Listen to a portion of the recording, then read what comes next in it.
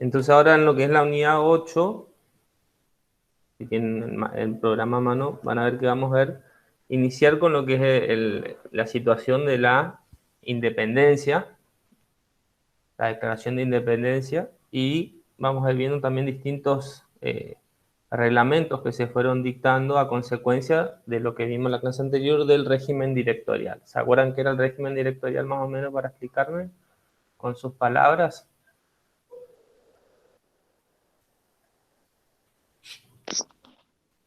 Y para mí, profe, es, Sí, bueno, la asamblea del año 13 sería, bueno, en vez de, o sea, quiso unificar, sería el poder en una persona, dejando de lado el triunvirato, bueno, entonces se designó una persona para que sea director de la provincia unida, como se podría decir. exactamente. Y deja al mando de este director la suma del poder político, digamos, todo lo que sería el poder militar, económico, político, y que va a tener un rol preponderante frente a los otros poderes. ¿Mm? Y hay que tener en cuenta también que esta Asamblea del año 13 establecía la característica de ser provisoria, provisoria hasta que se constituyan los representantes de las provincias y entre todas puedan decidir y designar qué forma de gobierno, qué constitución querían dictar en un futuro. ¿Eh? En ese sentido, a ver si me deja si me permite compartir, está compartiendo díganme si alcanzan a ver el PowerPoint. Lo voy a achicar un poquito.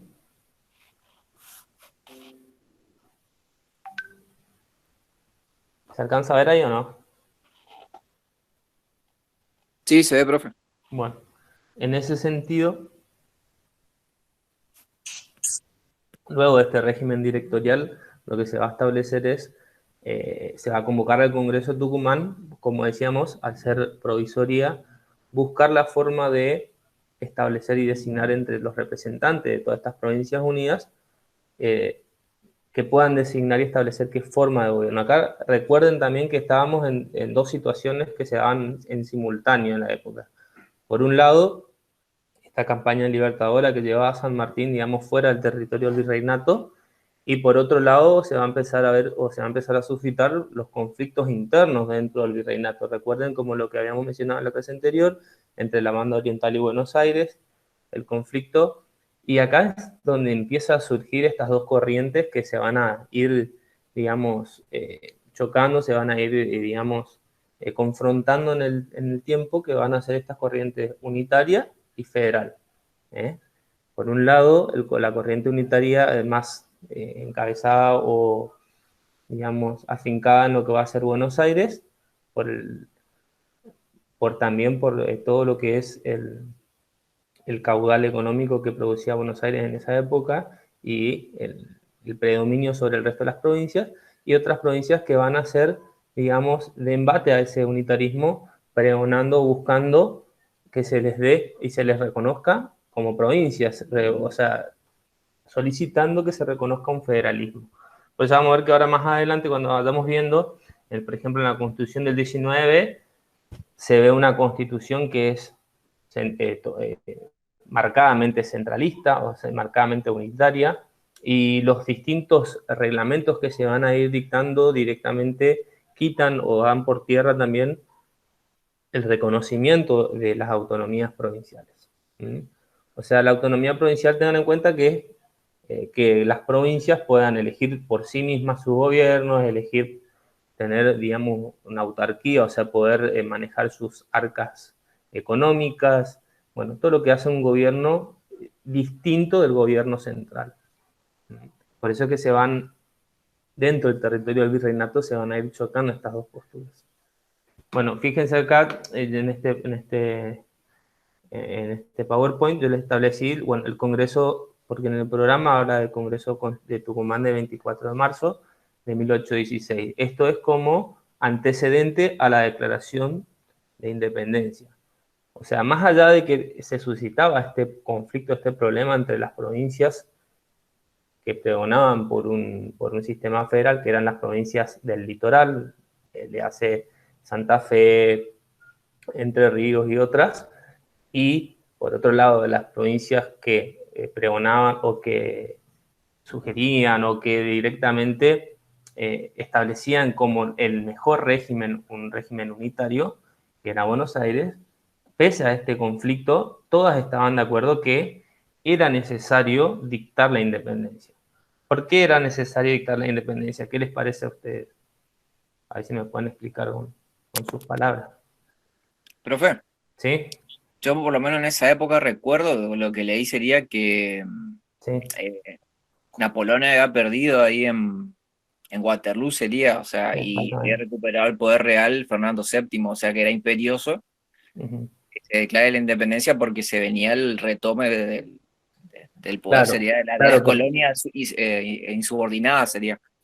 exactamente, porque no solamente en España, sino en otros imperios, donde nuevamente resurge digamos, resurge lo que es el sistema imperial a través de, bueno, retomar la libertad de Fernando VII y también en otros imperios donde, por ejemplo, recuerden cuando hablamos del conflicto entre el imperio portugués, que que se suscitaba con su colonia en donde era hoy en día Brasil, que también tenía ese conflicto de decir, bueno, si la banda oriental, hoy en día Uruguay, toma esta postura de ser federal, de ser autónoma, podría afectar a la colonia portuguesa que era Brasil. Bueno, en este sentido fue un movimiento que fue generalizado, no solamente eh, por esta situación que vos muy bien marcás del resurgimiento de las monarquías. No solamente en la monarquía española, sino también se vio el impacto en la monarquía portuguesa con su colonia que era Brasil.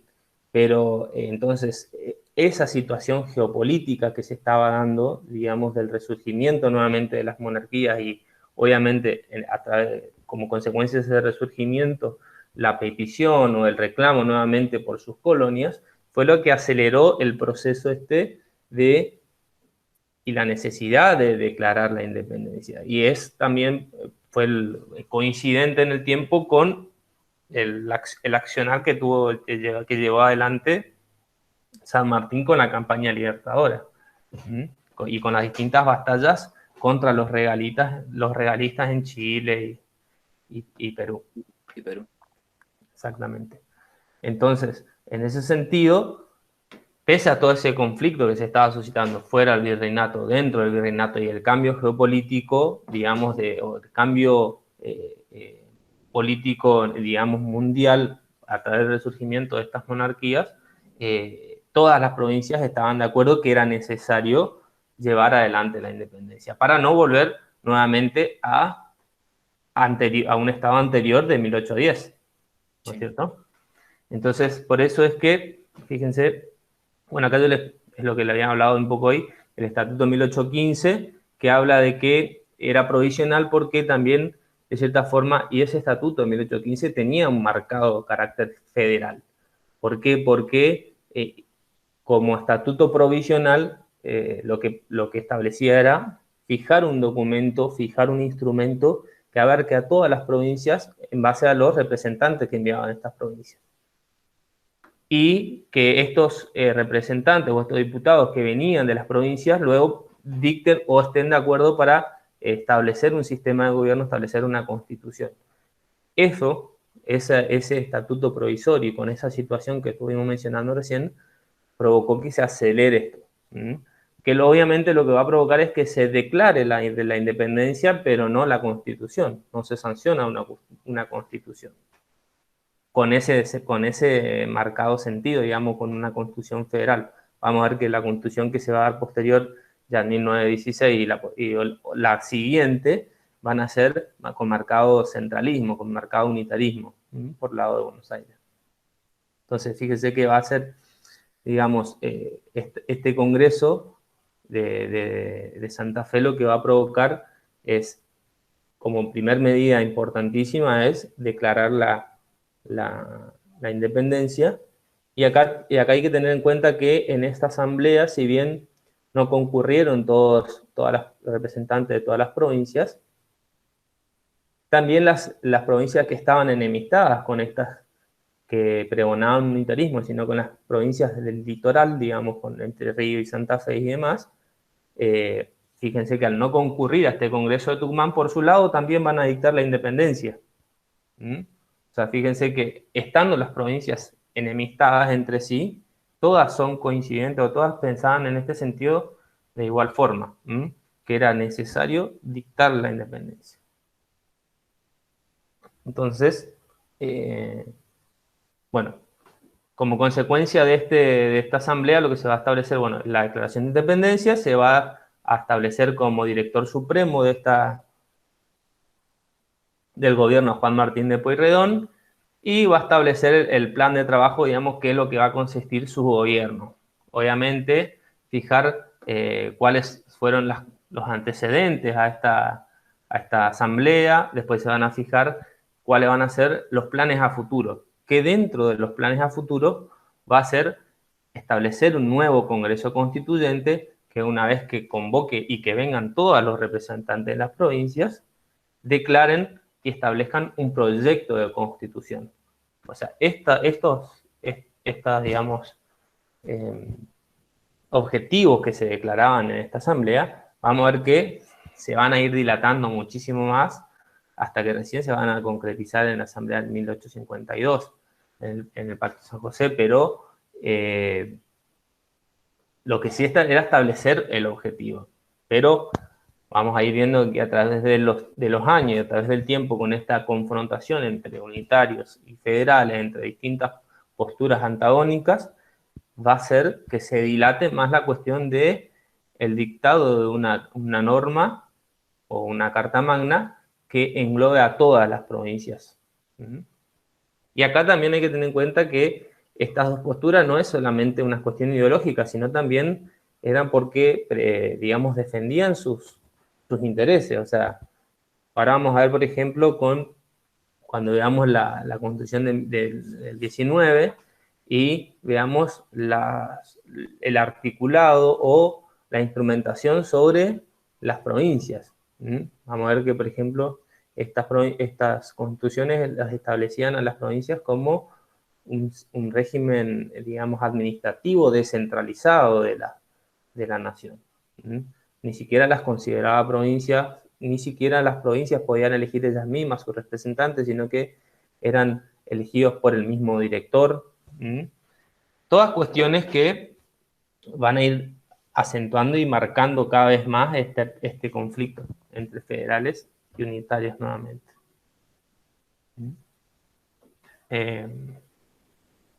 Bueno, fíjense, bueno, lo más importante de esto lo que estuvimos hablando es la Declaración de la Independencia, libertad e independencia de la monarquía española, pero todavía no se iba a poder consolidar como el sistema político y establecer qué forma de gobierno.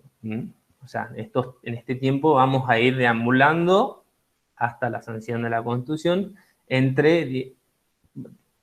Generalmente se van a suscitar las cuestiones más en los hechos y luego en la normativa, a través de las distintas batallas que vamos a ir viendo, el embate federalista, bueno, el marcado centralismo de Rivadavia y demás, pero se van a ir suscitando los hechos y a posteriori de los hechos las normativas, que tampoco van a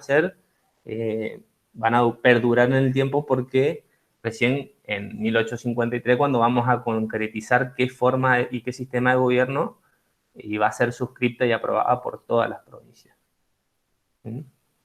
Bueno, entonces dijimos que a través de esta asamblea, digamos, se va a establecer y se va a decretar en 1816, el 9 de julio, lo que es la Declaración de la Independencia. Fíjense, es donde se van a encontrar en esta asamblea los diputados de las provincias. Recuerden que no van a estar los representantes de todas las provincias, pero sí los quienes no integren en la asamblea van a declarar por sí mismos también la necesidad de independencia del dominio español, del reinado español. Y fíjense que lo que va a quedar, digamos, como latente o va a quedar en suspenso, por no llegar a consenso interno dentro del virreinato, digamos, va a ser cuál va a ser el sistema constitucional que vamos a adoptar. Acá, por ejemplo, van a ver también van a ver un debate dentro de los diputados, del seno de diputados. por un lado, quienes van a optar por un sistema más centralista, más monárquico, y quienes pregonaban por un sistema más federalista. Fíjense, acá yo les puse algunos de los debates, como principios republicanos y monárquicos, o sistema federal.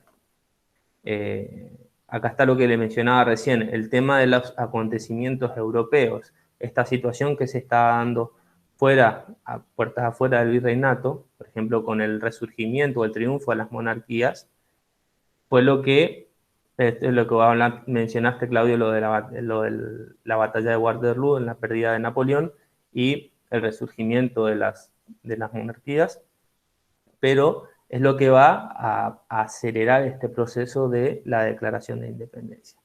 Y este debate de forma de gobiernos que se trataba de instaurar va a ser lo que va a establecer y va a aclarar, digamos, cuáles eran las distintas y las diversas posturas, que si bien van a ser totalmente distintas entre unas y otras, no va a haber un acuerdo unánime. Por eso que no vamos a tener dictado la sanción, pero sí se va a ir estableciendo provisoriamente la postura que vaya en ese momento avanzando o teniendo predominio, ¿no es cierto? Fíjense que acá, por ejemplo, este es el debate de los distintos diputados de cada una de las provincias.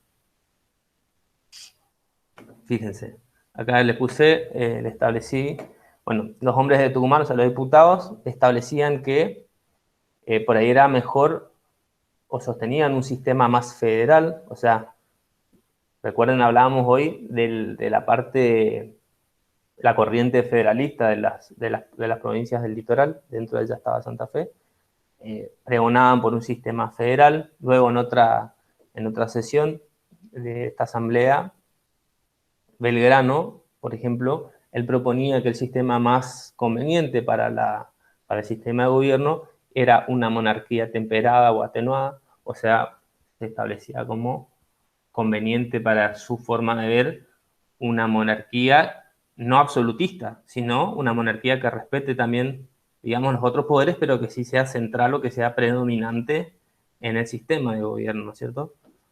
En otra sesión pública, por ejemplo,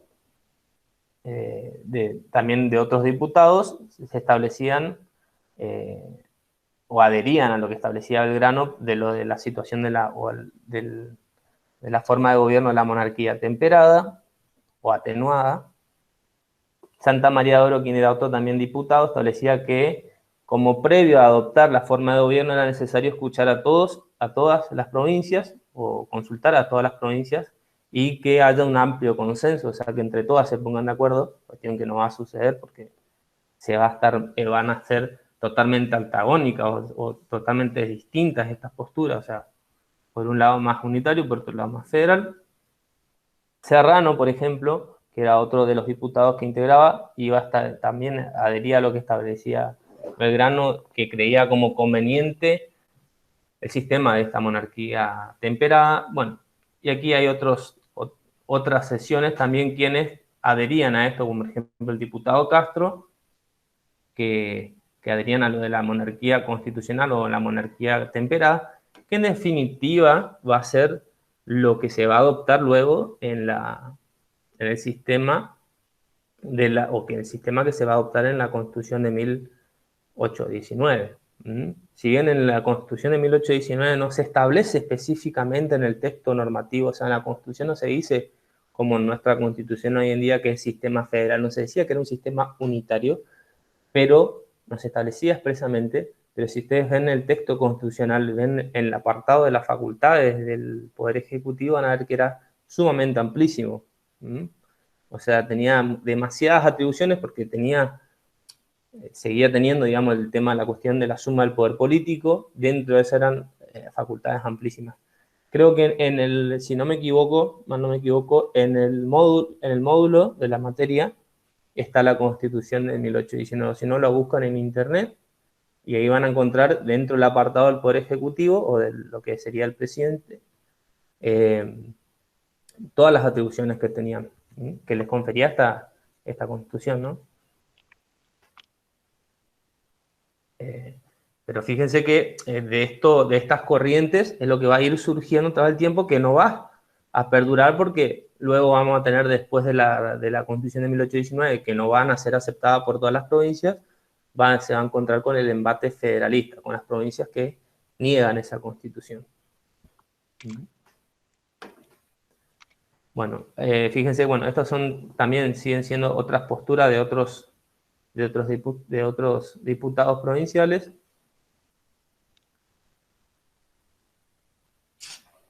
Como por ejemplo Anchorena establecía que era necesario, era mejor o era de cierta forma más conveniente establecer un sistema federal de las provincias. Bueno, en cierta forma el debate que se llevó, como decíamos al principio, si bien fue el expresar las distintas posturas, las distintas visiones sobre la forma de gobierno, no fue decisivo porque no se estableció eso en ese momento, sino se estableció la declaración de independencia. Fíjense acá, como les puse como conclusión, vanas fueron las discusiones de los congresales en esos meses de 1816 porque por llegar a una forma conciliatoria, o sea, conciliatoria entre estas dos formas antagónicas, federal y unitario, de forma de gobierno, porque esto también a la vez se vio acelerado esta cuestión de la necesidad de declarar esta independencia por esta situación de la invasión portuguesa a la banda oriental. ¿Se acuerdan que vimos en la clase pasada? Con el resurgimiento. ¿Sí? Profesor, disculpe, ¿ese PowerPoint también lo podría subir? Ahora terminamos y yo se lo subo al grupo, no hay problema.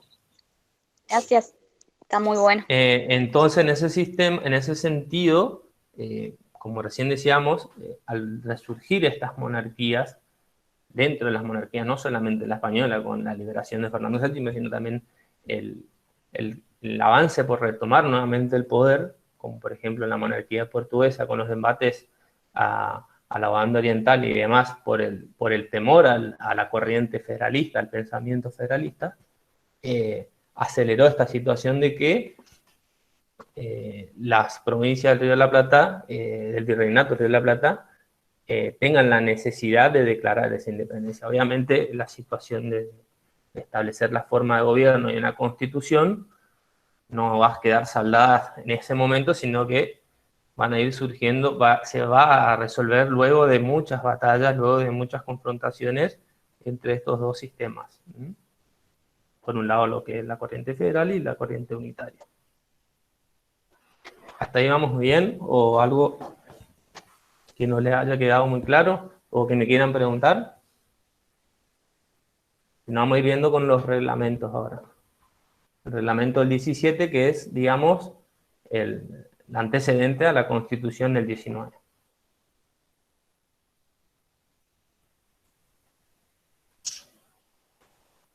Bueno, seguimos viendo después. Esto más o menos le pongo el PowerPoint para que ustedes cuando lo tengan se vayan guiando, vayan viendo más o menos y ubicándose en el tiempo.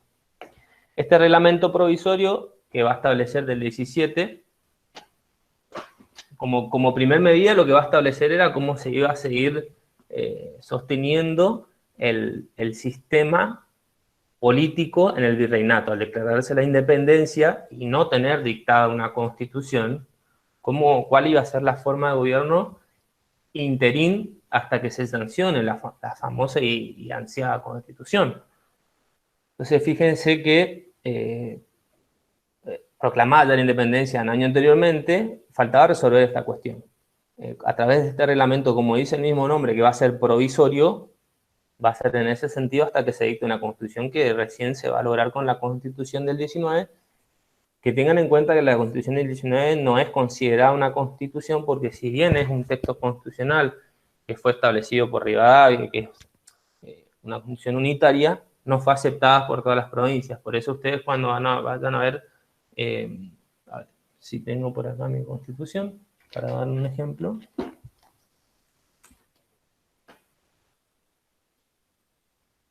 Bueno, si ustedes tienen alguna Constitución a mano, van a ver que estas constituciones unitarias no son consideradas constitución porque para que sean consideradas en ese sentido tienen que ser adoptadas y aceptadas por todas las provincias, por todo el territorio, digamos. Y vamos a ver que estas constituciones unitarias tuvieron un fuerte rechazo por muchas provincias, más que nada por las provincias federalistas, que eran las del litoral. Pero este reglamento provisorio, que es el antecedente a la Constitución del 19, iba a establecer entonces eso, el sistema político, el sistema de gobierno que iba a tener en forma provisoria hasta la sanción de una Constitución. Fíjense. Bueno, ¿cuál iba a ser el contenido? En definitiva, no iba a modificar mucho lo que era el estatuto del 1815 que vimos en la clase anterior. Recuerden lo que es del estatuto de 1815. No sé si lo tienen a mano por ahí. Búsquenlo. Vamos a ver. Hay dos artículos que son esenciales de ese estatuto de 1815. Uno es el artículo 5 y otro es el artículo 30. Está en el módulo, creo. A ver, yo creo que lo tengo acá esto. El artículo del reglamento provisorio 17. Díganme si alcanzan a ver la pantalla del módulo. Díganme por el audio porque no veo el chat. Se ve. ¿Se ve? Bueno, fíjense. Este es el artículo 5 de la forma de gobierno del reglamento del 15. No está ordenado del 5 al 30 porque son por distintos capítulos. Pero para que ustedes se ubiquen, vamos a empezar del comienzo. Bueno, a ver. Comenzamos arriba. Capítulo 7.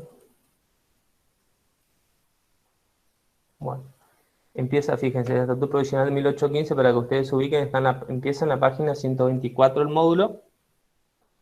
Pero hay dos artículos específicos de este estatuto. Es largo porque ahí va a establecer la facultad de todos los poderes, va a establecer, bueno, cuándo una persona tiene ciudadanía, cuándo no, los deberes de la persona como ciudadano. Van a establecer muchas cuestiones. Bueno, está el capítulo del Poder Ejecutivo.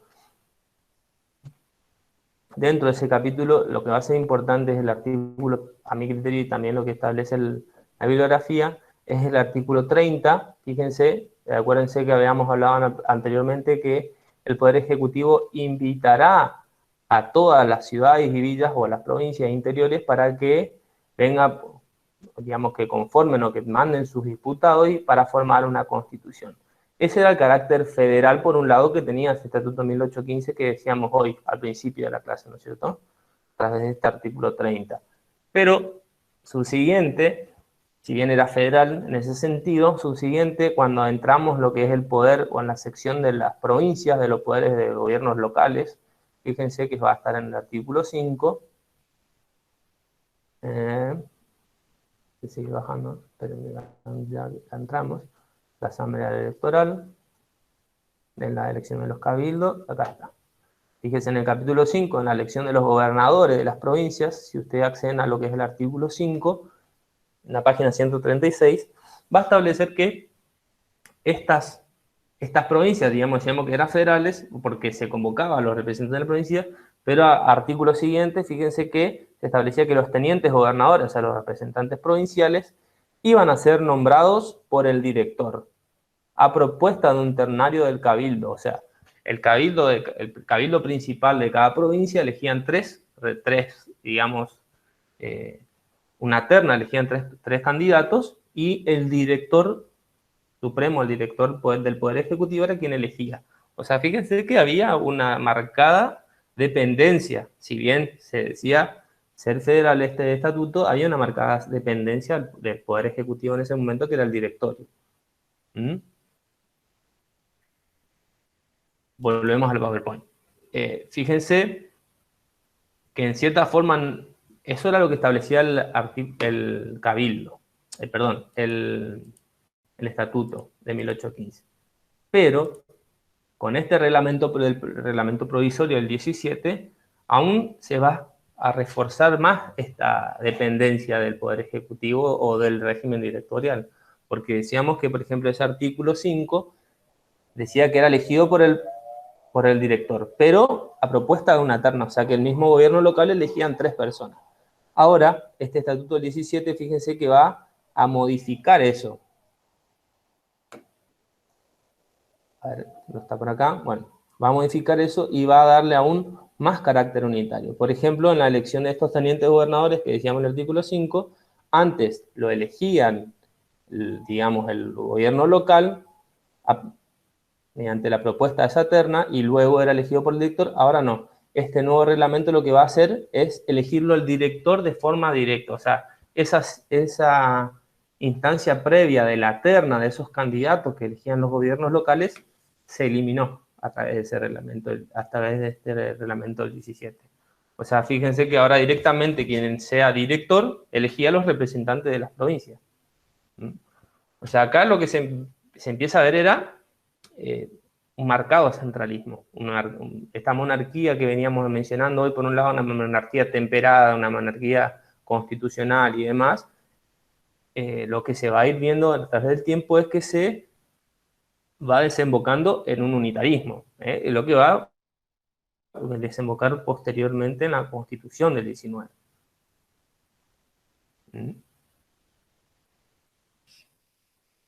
Ahí está, ahí vamos bien o voy muy rápido. Díganme si no, le volvemos nuevamente a lo que estábamos explicando. Esto es para que vean ustedes cómo a través de los distintos reglamentos del 15 y luego el 17 se va acentuando este centralismo o este pensamiento, esta corriente unitaria, ¿no? Que va a desembocar después en la del 19, en la Constitución.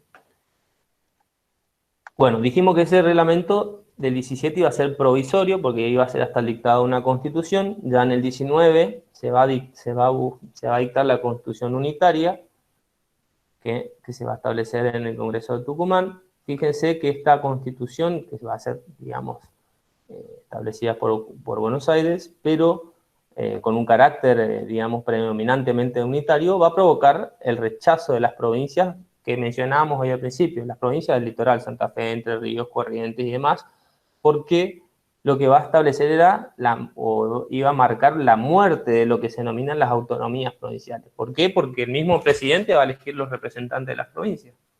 Entonces, va a haber, como bien lo dice el nombre, una monarquía, o sea, el mismo jefe de gobierno, el mismo presidente o el mismo director es quien va a elegir los representantes de las provincias. Por eso que las provincias, estas provincias que estuvimos mencionando, no aceptan esta monarquía, y esta constitución es rechazada, ¿no es cierto? Aparte de este marcado centralismo, hay en otras cuestiones que también va a establecer esta constitución, que sí se van a ir tomando, por ejemplo, como antecedentes para la posterior constitución del 53 y demás. Bueno, un tema es, que acá ya se va a ir viendo, el tema de la religión católica como religión del Estado. Sabemos que tenemos también un artículo hoy en día en la Constitución que hace mención a la religión. Bueno, el Poder Legislativo ya iba a establecer, por ejemplo, cómo se iba a elegir los representantes, por un lado los diputados, por otro lado los senadores, los diputados en representación de los habitantes, digamos, uno cada 25.000, y los senadores iba a ser igual a la cantidad de las provincias. Obviamente, al ser centralista, ¿qué iba a pasar? Que Buenos Aires iba a ser ventajosa con respecto a las demás provincias y iba a tener más. Bueno, nuevamente lo del Poder Ejecutivo, que iba a tener la suma de los poderes, o sea, la suma del poder político, iba a manejar todas las cuestiones y con amplias facultades. Y bueno, el poder Judicial iba a establecerse a través de una corte de 7 jueces. Bueno, hoy en día esto se ve reducido, no son 7, son 5. Y bueno, fíjense, esto es lo que yo les mencionaba al principio cuando hablábamos de esta Constitución del 19. Que si ustedes van y ustedes googlean o buscan en la bibliografía, creo que en el módulo está, me parece, la Constitución del 19, si no buscan en Google lo van a encontrar, no establece como forma de gobierno explícitamente. Pero sí, si ustedes van a lo que es el apartado de la facultad del Poder Ejecutivo, como decíamos recién, por ejemplo, en la forma de gobiernos provinciales, el mismo Ejecutivo era quien designaba, van a ver que todas las normas o todos los artículos estableciendo en cuanto a sus facultades tienen un marcado centralismo y un marcado predominio de ese poder respecto de los otros poderes y del poder central sobre los gobiernos locales, sobre las provincias, ¿no es cierto? Fíjense, que directamente no dedica ninguna sección ni tratamiento a las provincias. Es como si ustedes, nosotros vamos al sistema, si tienen la Constitución a mano, la Constitución, digamos, actual, van a ver que en el artículo 5 establece que se tiene que garantizar la autonomía de las provincias. Bueno, directamente las va a reconocer como estados particulares o entidades de derecho público. ¿Por qué entidades de derecho público? Porque se decían que en ese momento se las consideraba a las provincias, a través de esta constitución, que eran meros entes descentralizados del gobierno central. O sea, eran dependientes funcional y jerárquicamente al presidente, porque el presidente era en ese momento el director del presidente quien los designaba y los removía a los representantes de las provincias. Obviamente eso lo que va a provocar es el rechazo de esta constitución por las provincias que fuimos mencionando al principio, las del litoral. Y después, si ustedes van indagando también, van a ver que esto va a conllevar a, obviamente, el rechazo no es solamente verbal, sino que va a ir en un embate bélico en donde esta corriente federalista, encabezada por Santa Fe y Entre Ríos, van a tomar Buenos Aires. Fíjense, acá dentro de lo que es el rechazo de la Constitución unitaria, va a surgir, bueno, que se le van a levantar, se van a sublevar estas provincias, especialmente la del litoral que veníamos mencionando, contra las autoridades nacionales que estaban constituidas en Buenos Aires. Y Pueyrredón, quien fue el director que fue designado, recuerden anteriormente en el reglamento del 17, iba a ser suplantado, iba a ser sustituido por Rondeau. Desde el 19 en adelante, Rondeau decide, digamos, invadir, decide que acaten por la fuerza, de cierta forma, estas provincias rebeldes, estas provincias federales que veníamos mencionando. Pero no va a tener el apoyo porque para poder llevar adelante ese embate va a solicitar el apoyo a San Martín, que se encontraba librando esa campaña libertadora, digamos, en Chile, Perú y demás, fuera del virreinato. Entonces, al no contar con ese poder de ese ejército, va a ser derrotado por estas provincias rebeldes. Y eso es lo que va a conllevar que esta corriente federalista de estas provincias del litoral tomen Buenos Aires y hagan caer esta constitución del 19. Bueno, acá si ustedes lo van leyendo más en profundidad, también está en el módulo o en esta parte les recomiendo que lo vean de López Rosas. Creo que en la unidad 5, 6 y 7 López Rosas pueden profundizar, pero en ese sentido vayan viendo cómo se estableció un régimen más unitario, más centralista, y como repulsa de esa decisión, estas provincias federales fueron avanzando contra, digamos, el régimen y contra Buenos Aires, obviamente. Bueno, acá está lo que les mencionaba, y que posterior al pedido o a la solicitud de Rondeau de solicitar las fuerzas a San Martín desobedece esa petición y no concurre al llamamiento de ese momento del director, y que va a tornar en la posterior, digamos, avance de las provincias federales sobre Buenos Aires. Bueno, se va a producir el aplastamiento o el aplacamiento de estas ideas monarquistas o centralistas, ¿no es cierto? Bueno, ¿hasta ahí vamos bien? O díganme si voy muy rápido. ¿Se me escucha? Sí, profe, sí, todo correcto. Bueno, párenme si quieren preguntarme algo o quieren que lo veamos. Está bien. Esto les recomiendo que lo vean del módulo, pero también de López Rosas. Y si bien los reglamentos son largos, porque si ustedes van a ver, eran, digamos, proyectos de constitución en ese momento, importante es ver digamos, el marcado, la impronta que tenían en ese momento. Como decíamos hoy, por ahí más, en algunos artículos, la impronta unitaria, ¿no?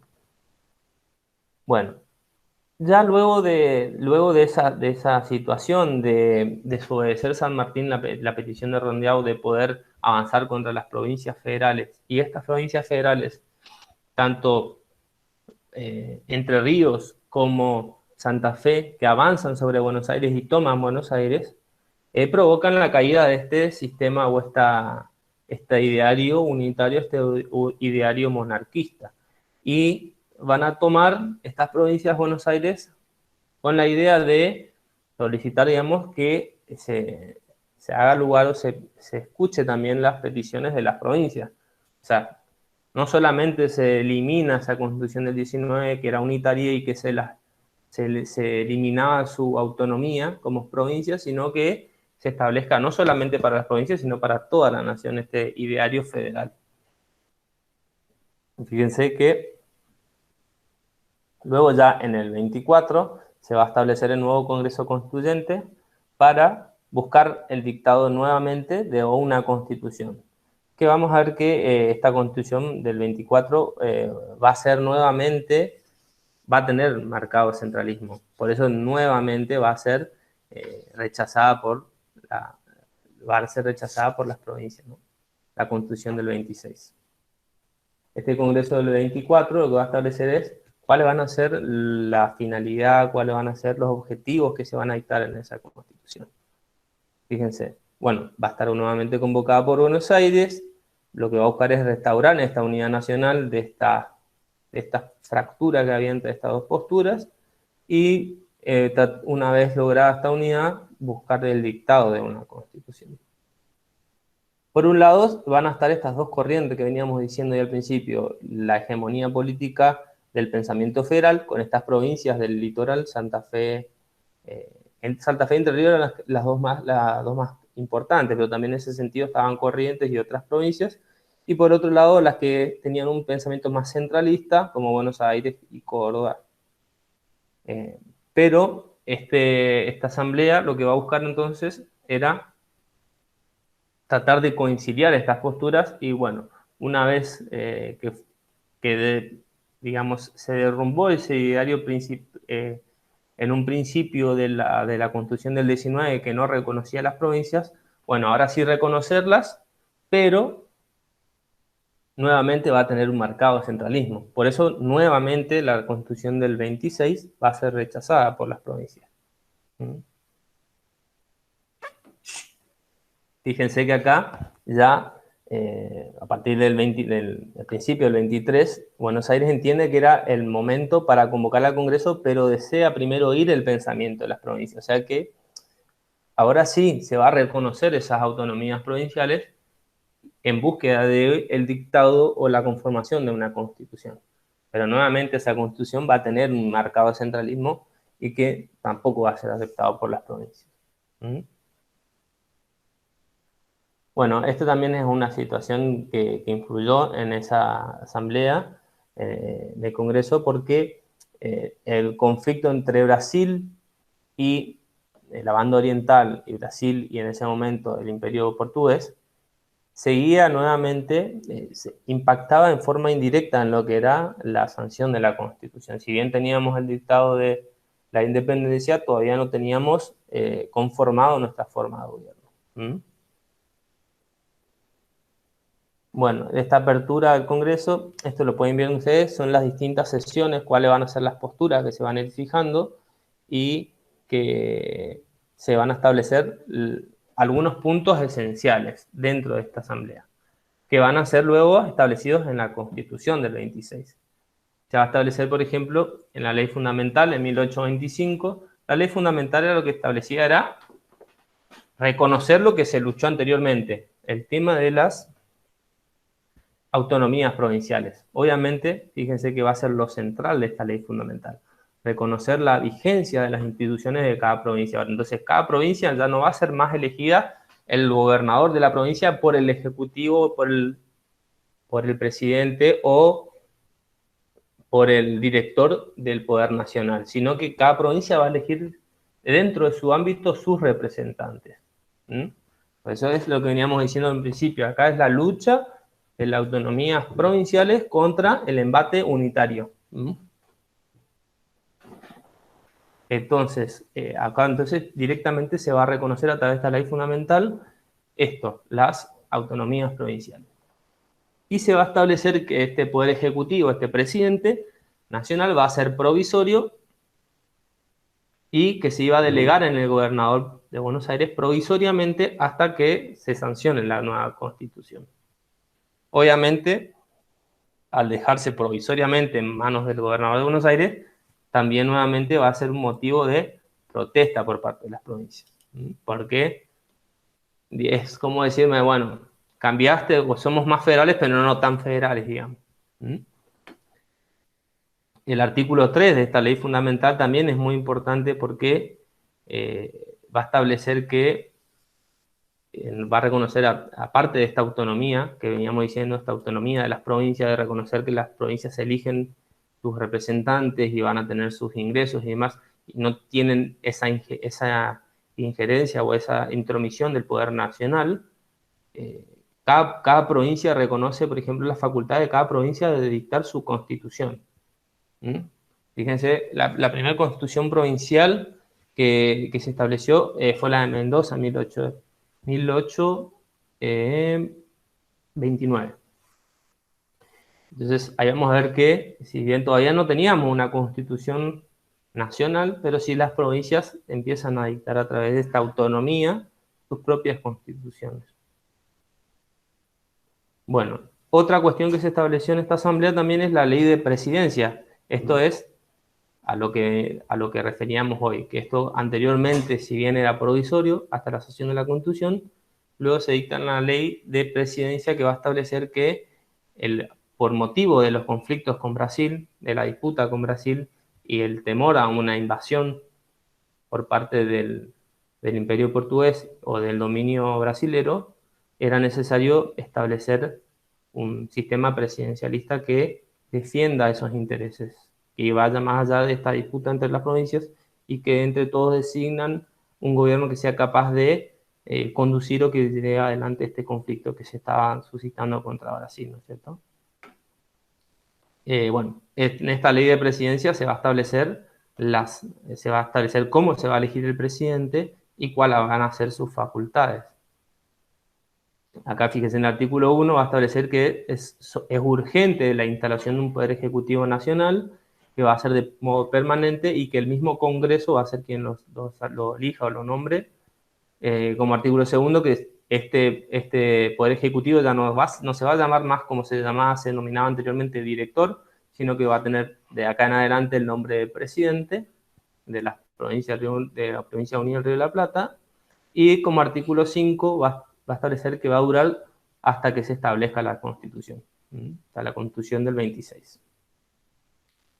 Y luego, una vez que sancionada la Constitución del 26, hay que establecer cuál es la forma de designación del presidente y, a consecuencia de eso, va a quedar como Bernardino Rivadavia como primer presidente de una Constitución unitaria. Recuerden que esta Constitución luego va a ser rechazada. Bueno, esta ley de presidencia se va a aprobar en el mismo 26, el 6 de febrero, y que obviamente, como veníamos mencionando anteriormente, va a tener la ausencia o no va a contar con la presencia de los diputados, de algunos diputados del interior, como por ejemplo de Santa Fe y Entre Ríos, las provincias del litoral. Por eso que nuevamente va a tener este centralismo que ya lo vimos en la Constitución del 19 y que se va a repetir en la Constitución del 26. Por eso es que la sanción de esta ley, y como veníamos diciendo, que el gobierno provisorio en un principio sea designado al gobernador de Buenos Aires y que luego el Poder Ejecutivo, que va a ser permanente hasta la sanción de una Constitución, nuevamente sea elegido a un representante de Buenos Aires, son normas que nuevamente van a inquietar a las provincias, que si bien ya han logrado el avance importantísimo de que se les reconozca sus autonomías como provincias, ahora estaban en cierta forma en lucha por el plan de gobierno nacional, ¿no es cierto? Bueno, el 7 de febrero se va a elegir presidente a través de la Constitución, va a quedar Rivadavia.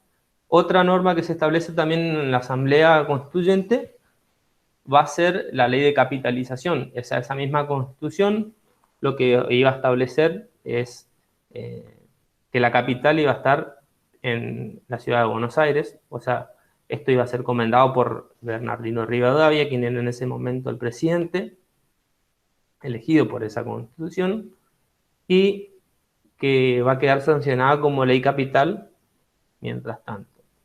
Mientras, digamos, hasta que nuevamente vamos a ver que esta Constitución va a ser rechazada y desconocida por las provincias del litoral. O sea, es importante que lo vean, que esta disputa entre unitarios y federales va a seguir se va a seguir sucediendo en el tiempo y va a atravesar todas estas épocas. Recuerden, hasta la batalla de Cepeda, batalla de Pavón, todas las situaciones, hasta luego de 1861, que recién se logra un consenso entre estas posturas y entre las provincias, que se consolida, si bien se establece en la Constitución del 53, la unificación bajo un sistema normativo de una carta magna, de una constitución. Recién en los hechos, luego la batalla de Pavones, cuando se consolida o se calman estos dos idearios, ¿no es cierto?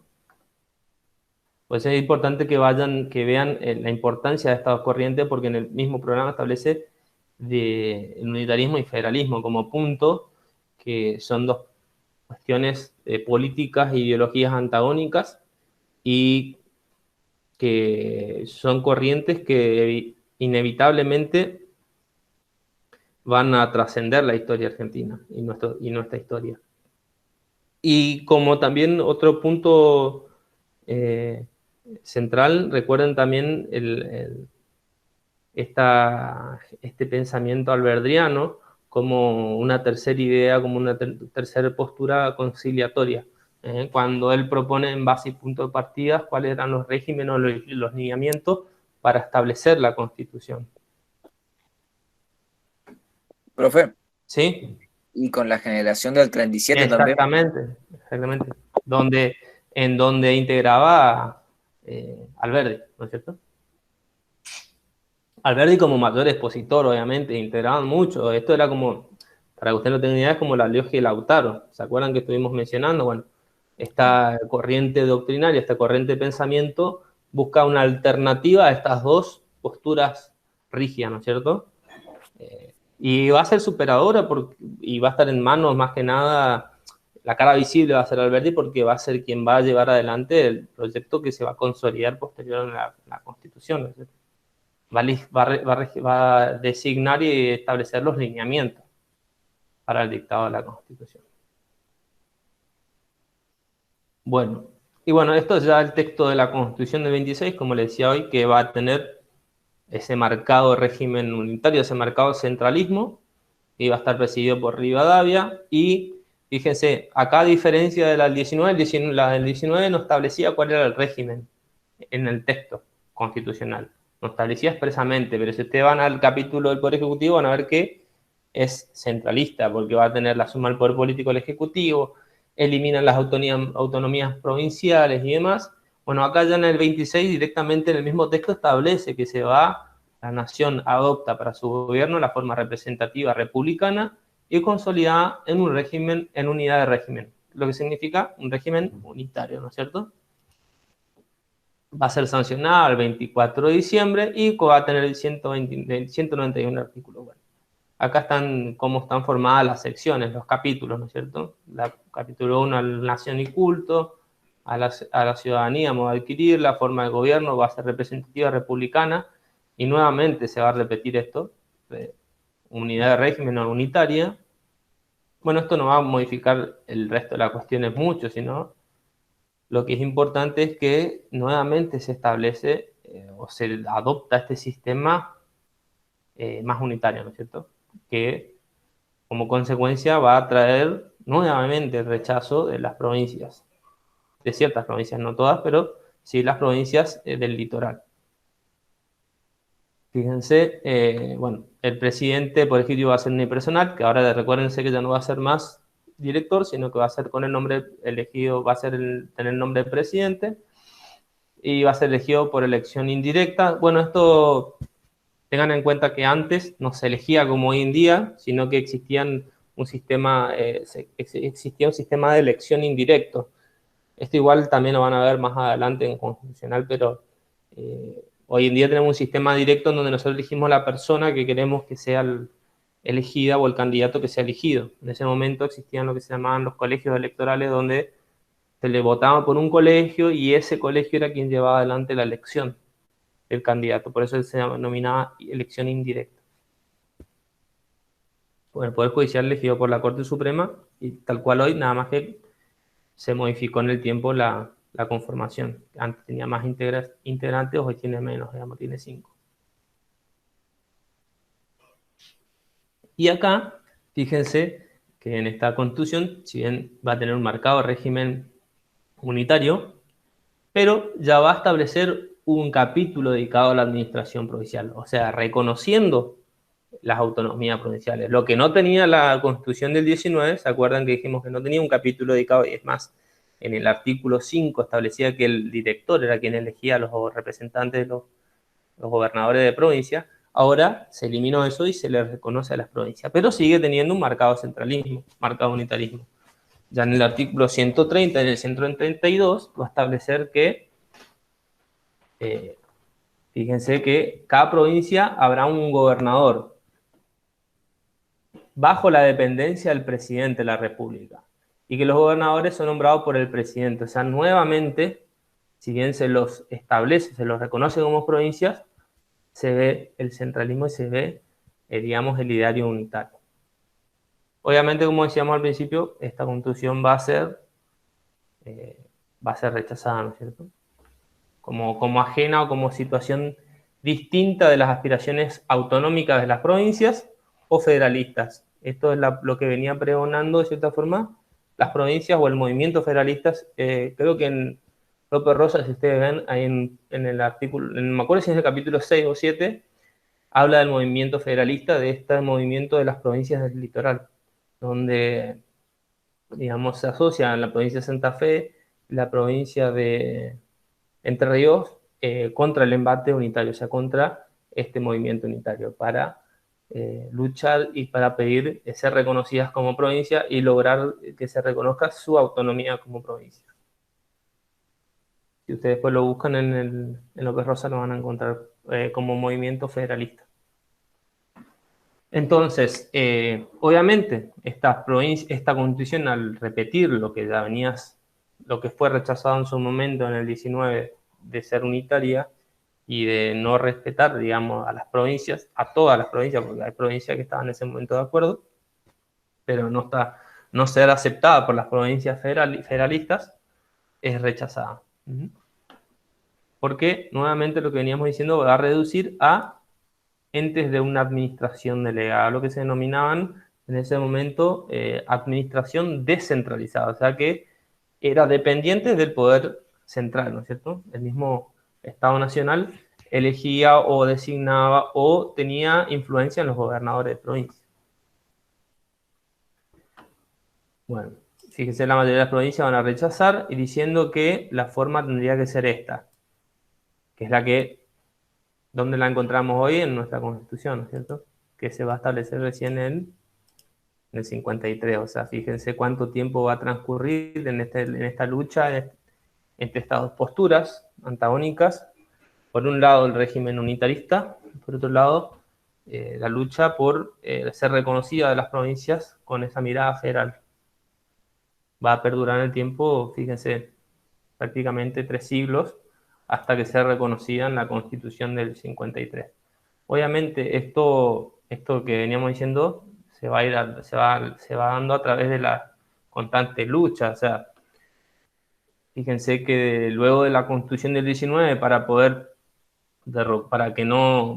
digamos, derrocar esa Constitución, por no ser reconocida por las provincias del litoral, en la batalla de Cepeda del 1820, cuando esas provincias del litoral toman Buenos Aires y echan por tierra la Constitución del 19. Y así se va suscitando las cuestiones. O sea, suceden los hechos, digamos, las reacciones en ese momentos bélicas para luego ir modificando que demuestran el descontento, digamos, de cierto sector, como en este caso de las provincias federales, y que luego se van modificando en los textos, ¿no es cierto? Bueno.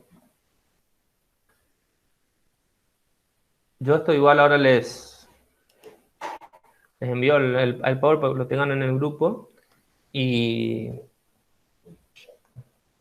pueden encontrar lo que sí les recomiendo, que los reglamentos y los reglamentos de 1815 y Eso sí lo van a encontrar mejor, van a estar en el módulo. Pero el resto, todo lo que es la Constitución, el movimiento federalista y toda esta situación, este conflicto entre unitarios, las provincias unitarias y el federal y las provincias del litoral, la pueden ver mejor desarrollado en López Rosas. Bueno, ¿quedó alguna duda, algo que me quieran preguntar sobre esto?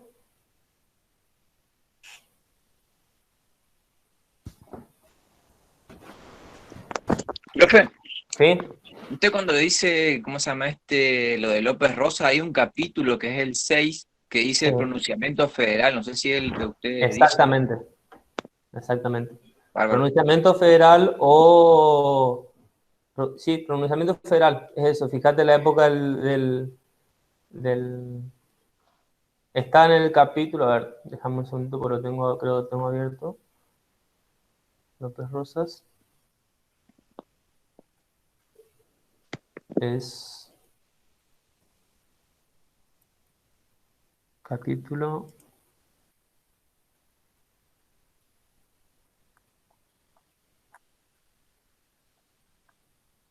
No, es el... Página 262 lo tengo acá. Es el triunfo del federalismo. Es cuando, obviamente, esto empieza anteriormente con el pronunciamiento federal, el capítulo 6 que vos me mencionás, pero específicamente de ahí empieza la corriente federalista de estas provincias que veníamos diciendo, ¿no es cierto? Tanto Entre Ríos como Santa Fe, donde luego se asocian para derrumbar este ideario unitario, ¿no es cierto? Este pensamiento unitario. Y ahí donde, si te vas al capítulo 8, donde habla el triunfo del federalismo, es donde está específicamente lo que yo les mencionaba hoy, a través de la batalla de Cepeda 1820, cuando estas provincias toman Buenos Aires. ¿Mm? Correcto. O sea, ahí los vas a encontrar desde donde comienza este pensamiento federal y esta batalla que te mencioné de la batalla de Cepeda 1820, donde se toma Buenos Aires por esta provincia, es en ese punto específico. Paola, me preguntas qué página. Lo del pronunciamiento federal está del 187 en adelante. Ahí vas a ver este pensamiento federal, esta corriente federal donde surge, donde va a empezar a tener sus cimientos. Ahí va a estar el capítulo 6, lo del Congreso de Tucumán, que fue lo que veníamos diciendo, que mencionamos, la sanción de la Constitución del 19 y luego la posterior Constitución. Va a ser el capítulo 7 y lo que mencioné recién de la batalla, digamos, de Cepeda del 1820, con el avance de estas provincias federales sobre el unitarismo, está en donde habla del triunfo del federalismo, que es en la página 162. No, esto es todo de López Rosas. En el módulo también es corto, pero pueden tenerlo como guía para luego ir a López Rosas. Es muy corto lo del módulo, pero les va a servir para guía y luego avanzar sobre López Rosas. Bueno.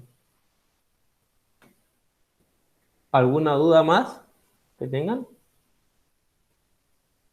¿O que me quieran preguntar? ¿No? Bueno, bueno, los saludo. Espero que tengan buenas vacaciones. Creo que 2 semanas no tenemos clases y nos encontraremos seguramente después. ¿Sí? Lo interrumpo. O sea, después del receso seguimos todavía con las clases. Sí, sí. Ah, perfecto. Mi idea es terminar el programa. Por eso vamos yendo unidad por unidad. Perfecto. Buen receso. Bueno, igualmente. Y bueno, cualquier cosa, pregunten al grupo. Sí, yo le voy a preguntar por una evaluación porque yo todavía no rendí. Yo rindo el 24 y tenía algunas dudas y le voy a pasar ahora. Bueno, sí. Sí, mejor si lo puedes poner en el grupo para entonces decirle a algunos de tus compañeros. En el grupo. Sí. Bueno, listo entonces. Hasta luego, profe. Bueno, saludos. Gracias, hasta luego. Chao, chao.